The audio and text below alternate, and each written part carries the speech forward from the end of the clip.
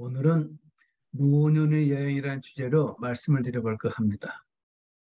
그 오른편에 있는 사진은 어딘지 아십니까? 대한민국 저 남쪽에 있는 그런 도시의 어떤 휴양지인데 꼭 이태리의 어느 도시에 온 것 같죠? 저는 오늘 노년의 여행, 그 아름다운 시간들 이런 주제로 말씀드리겠습니다. 저는 그 62여 년 된 초등학교 동창들이 있어요. 나는 54년도에 그 초등학교를 들어갔으니까는 그때 만난 친구들을 지금까지 꾸준히 만나고 있으니까 이런 친구들 만나기 쉽지 않겠어요? 그 얘기를 비롯해서 나이 들은 사람이 어떻게 여행을 하면 즐겁게 시간을 보낼 수 있을까? 이런 주제로 말씀드려 볼까 합니다. 먼저 그 체게바라라는 혁명가는 이런 얘기를 했습니다. 청춘은 여행이다. 찢어진 주머니에 두 손을 내리꽂은 채 그저 길을 떠나도 좋은 것이다. 참, 체게바라가 젊어서 죽어서 노년의 기분을 잘 모르는 것 같아. 근데 노년이 돼도 역시 이런 마음은 있어요.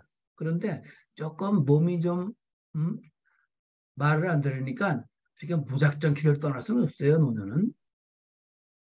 아, 제 친구들은 저런 이제 70대다 중반 넘어간 사람들이니까 아주 이렇게 많이 늙었잖아요. 사진 보시기에도. 이렇게 허름한 방에 모여가지고 이렇게 같이 먹고 마시고 같이 이렇게 아, 스타렉스 같은 좀 큰 차를 빌려가지고 이렇게 여행을 자주 다닙니다. 1년에 한 7, 8번은 꼭 만나서 또 이렇게 여행을 다녀요. 에, 그냥 뭐 특별한 얘기하는 게 없어요. 같이 만나서 아이들 기르는 얘기, 손주들 기르는 얘기 이런 거 얘기하고 그저 그동안 살아온 얘기해주고 같이 그냥 걷는 거예요. 무작정. 특별하게 무슨 또 어려운 얘기하는 것도 없이 그냥 일상적인 얘기를 없어 걸어 다니는 거예요. 그 자체가 즐겁지 않습니까? 예. 너무 이제 허접한 데만 다니는 것이 아니라 연말에 제가 11월 달에는 말이에요. 진도의 소울비치라는 데를 어, 같이 여행을 했어요. 돈이 좀 많이 있는 친구들이 좀 돈을 더 내고 없는 친구들은 좀 덜 내고 해가지고 여기를 방문했습니다. 야, 정말 좀 대단한 데더라고요. 이 왼쪽에 있는 이 터널 차 타고 지나가는 사진이 보이죠? 밤에 지나가는데 바로 그 진도 소울비치 앞에 이런 터널이 있더라고. 이런 환상적인 터널을 지나니까 바로 이런 도시가 나와. 깜짝 놀랐어요. 이런 데도 구경하고, 이런 데서 사우나도 하고, 그리고 역도 여행을 하는 거예요. 주로 우리가 좋아하는 거는.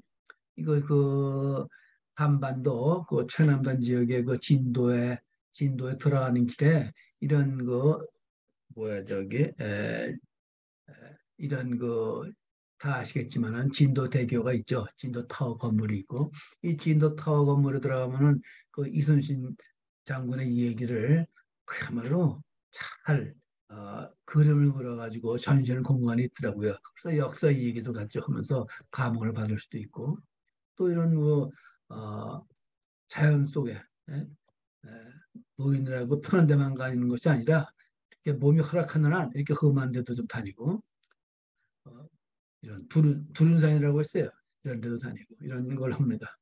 최근에는 한 12월 초순인가 만나가지고 우리 그 친구들이 주로 만나는 거는 수원이에요. 우리가 수원서 같이 학교를 다녔으니까 초등학교를 다녔어요. 이런 거 유명한 그 수원에서 가장 유명한 데가 그 수원 서 아닙니까? 그중에도 그 화학문이 제일 아름다운데 화학문 앞에 그 식당이 있어요. 거기서 이렇게 만나서 식사하고 저녁에 헤어집니다. 서울에 사는 친구도 있고 나처럼 평택에 사는 친구도 있고 또 수원에 사는 친구도 있고 각지에서 와요. 이렇게 만나가지고 같이 또 헤어지고 그냥 그게 즐거운 거예요. 저녁 먹고 나면 이렇게 성벽길을 걷고 그리고 내 친구들 중에는 노래를 좋아해요. 그래서 합창단, 이 시인이 합창단이라고 있는데 남파 음악회가 유명해요. 수원사는 거기에 멤버가 돼가지고 이렇게 노래도 하고 공연음악회. 거기가 나는 바빠서 못 갔지만은 바쁘지 않은 친구들은 후원도 해주고 가서 참여도 하고 이런 크게 돈 드는 일이 아닙니다. 이런 거는 말이에요. 그렇게 참여하면 돼요. 꾸준히 해야 되겠죠. 오랫동안 이런 걸 하면서 우리가 느낀 게 있습니다. 이게 잭슨 브라운이라는 사람이 한 말인데 가장 값진 골동품은 오래된 친구라는 것을 기억해라. 서울 인사동에 가면 골동품이 많잖아요. 수원에도 골동품가게가 있습니다. 그런데 저는 가장 값진 골동품은 오래된 친구라는 게 정말 저는 이 말이 저는 맞다고 생각합니다. 또 우정을 얘기하는데 진실한 우정의 가장 아름다운 자질 중 하나는 서로 이해하고 이해받는 것이다. 물론 그 친구 우정 중에 아주 그 거창한 우정이 많잖아요. 유명한 우정들이 많습니다. 중국에도 관포지교도 있고 또 서양에도 그런 유종들이 많은데 평범한 사람들은 그냥 서로 상대방을 서로 이해하고 이해받는 거. 상대방이 어떤 잘못된 점이 있으면은 그대로 그 이해해주고 또 서로 이해받고 이런 게 친구가 아닌가. 그래야 우정이 오래 지속되고 그렇지 않은가 이런 생각을 합니다. 에, 제가 오늘 얘기하고 싶은 거는 내 얘기를 흘리는 것이 아니라 노년의 여행이라는 거는 아름답다. 그런 얘기를 내 얘기를 빌어서 나부터 얘기를 해야 되니까는 그런 얘기를 하면서 어떤 여행이 아름다운가 이런 얘기를 전하고자 하는 것입니다. 그 친구들하고만 여행 다니면 안 되겠죠. 가족들하고 다녀야 됩니다. 힘들어도 아이들이 어디 여행 가자 그러면은 거기 여러 가지 뭐 목에 힘들 게 아니라 그냥 기쁘게 따라가는 거예요. 전 애들 그 여행 가자 그러면 기쁘게 따라갑니다. 기쁘게 따라와서 설거지도 해주고 같이 동참하는 거죠. 텐트를 치고 여행을 하면 같이 여행하고 어, 호텔에 묵으면 같이 호텔에 묵으면서 1년에 이렇게 몇 번 다니니까 그게 좋더라고요.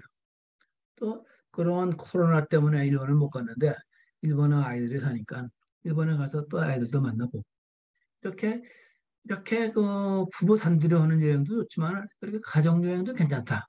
저는 이런 생각을 합니다. 오늘 제가 말씀드리려는 거는 내 얘기를 하는 게 아니에요. 노년에는 어떤 여행이 좋을까? 그리고 현재 선진국 노인들의 여행은 어떤 것인가? 여기에 대한 말씀을 드리고자 하는 겁니다. 노년의 여행은 전 아름다운 시간이다. 이런 그 책을 세계에다 수필을 쓴 사람이 있어요. 정여울이라고. 이 작가 글을 전 많이 참고했습니다. 물론 제 얘기가 많이 들어있죠. 먼저 그 선진국들의 노인들은 어떤 여행을 즐길까? 평범하게 직장 생활을 하다가 은퇴한 후에 연금을 받는 정도의 노부부들이 많잖아요, 선진국에는. 우리나라는 사실은 노부부들이 내 또래들은 연금 받는 친구들이 한 10%, 15%밖에 안 돼요. 좀 우리 험악한 시절을 살았으니까. 근데 선진국들은 다 연금들을 받잖아요. 근데 그 사람들이 또 해외여행을 자주 다녀요. 근데 대부분 그들은 가방이나 옷이나 이런 게 전혀 화려하지 않고 소박하고 실용적입니다. 그리고 그저 꿈이 없는 삶에 그 자기 모습 그대로 너무 과시하지 않고 그러고 여행을 다니는 거예요. 소박하게. 그런 여행이야말로 삶의 진정한 기쁨이 아닐까. 그냥 과시하고자 하는 여행. 여기저기 사진 찍기 위해서 가는 여행. 이런 거는 어, 우리나라에서 그런 걸 주로 많이 하잖아요. 근데 이제 우리나라도 이제 그 여행 패턴이 곧 바뀌고 있다고 저는 생각을 합니다. 많이 바뀌고 있죠, 요새는. 그래서 단체 여행보다는 오직 노부부 둘이서만 여행을 다닐 수 있다는 그 사실 자체가 인생에 대한 자신감의 표현이 아닐까 이런 생각을 했습니다. 그리고 어느 정도 마음의 여유가 있고 주변 환경이 안정되어 있어야만 노년의 커플 여행도 가능하다. 옛날 부부싸움하면 여행이 가능하겠어요? 즉 노년기의 자유여행은 그 자체로 건강하게 살아있다는 것에 증명이 됩니다. 그러니까 어, 내년에 이렇게 부부가 이렇게 건강한 여행을 하기 위해서 미리 공부를 하고 준비하는 게 저는 반드시 필요하다고 생각을 합니다. 그러면 노년은 어떤 여행이 좋을까를 몇 가지 짚어봤습니다. 첫째, 경주나 파리, 런던, 로마 등 예술의 도시도 그걸 물론 좋지요. 근데 노년의 여행에서는 천천히 걸어다니면서 도시 전체를 미술관처럼 바라볼 수 있는 소도시 여행이 좋을 것 같다. 우리나라 이런 데가 참 무지하게 많습니다. 저는 남주도 좋고 진주도 좋고 또 훨씬 적은 부여도 좋고 또 훨씬 적은 작은 마을들이 호남이나 경상도나 강원도에 무지무지하게 많습니다. 그런 작은 도시를 다 하나 얻어가지고 누가 같이 다니면 얼마나 멋있을까 이런 생각을 해봅니다. 둘째는 자연을 깊이 탐험할 수 있는 여행. 삶의 여유를 즐기고 싶은 노년에게는 느리지만 나답게 천천히 나아가는 여행이 당연히 좋다. 그러니까 단체 여행 따라가면 바빠요. 그 여행이 아니고 난 그 중노동이라고 생각합니다. 그런 여행은 내 생각에는 노년은 피하는 게 좋지 않은가. 천천히 걸으면서 아주 느리죠. 그 지방의 음식도 먹고 그 동네 노인들하고 얘기도 하고 그 동네 또 아이들하고 얘기도 하고 이런 여행이 진짜 여행이 아니겠는가 그런 생각을 합니다. 마지막으로는 성찰하는 여행. 물론 젊은 시절에도 성찰하는 여행은 가능합니다. 그래도 장구한 세월을 여러 경험을 하면서 살아오잖아요, 노인들은. 그래서 내 인생에서 잘한 건 뭐 있고, 후회되는 점은 무엇이고, 또 다시 돌아가고 싶은 계절은 언제고, 내 삶의 의미를 끊임없이 생각하게 하는 노년기 여행이야말로 더욱 풍요로울 것 같다. 이게 정효라는 작가가 쓴그 책에서 몇 가지가 뽑은 겁니다. 근데 맞다고 봐요, 이 얘기가. 내가 원하는 여행은 어떤 거냐? 저는 만약에 해외여행 간다면 파리 같은 데 가도 파리 뒷골목 가고 싶어. 그 사실 일본의 신주쿠를 가도 신주쿠의 그 긴자나 뒷골목이 아름다운 거고 난그 훨씬 난 좋아요. 난 그런 곳이.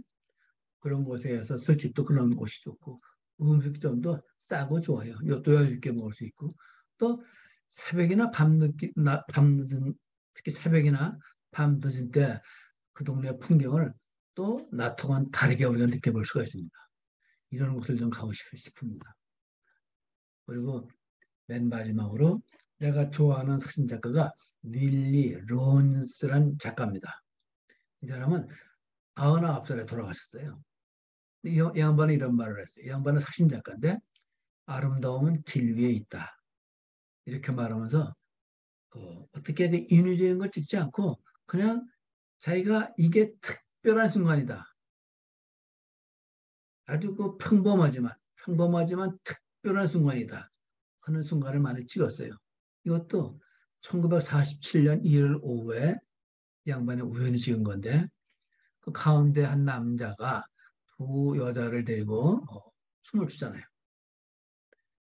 근데 사진을 찍고 보니까는 너무 아름다운 거예요. 이 사진이 굉장히 유명한 사진이에요. 그 이 사진을 찍고 한 3년 후에 그 오른쪽에 있는 여자가 이 로리스한테 편지를 보냈대요. 당신 사진 때문에 많은 위안을 받고 있고 또 이 사진이 여러 사람한테 알려져 가지고 기쁘다 이런 얘기를 하고 그 가운데 남자는 그때 처음 만난 남자래요.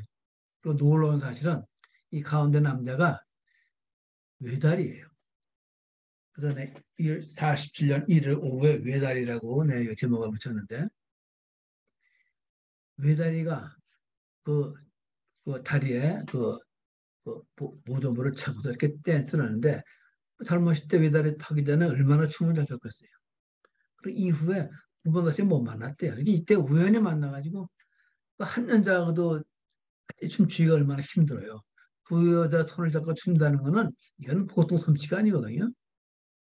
능숙하게 춤을 추고 그리고 두 번 다시 못 만났다 그러는데 인생에 그야말로 가장 아름다운 순간 평범하지만 평범하지 않은 그런 순간 이런 순간을 그 밀리 로넌스가 사진을 찍은 거 아니에요. 우리가 여행을 다닐 때 이런 감각으로 여행을 다닌다 그러면 평범하고 일상적이지만은 그러한 여행 속에서 우리는 어떤 영원한 가치를 발견하면서 일생의 추억이 될 수 있는 또 교훈이 될 수 있는 그런 여행을 할 수 있지 않을까 이런 생각을 합니다. 이것으로 강의를 마칩니다.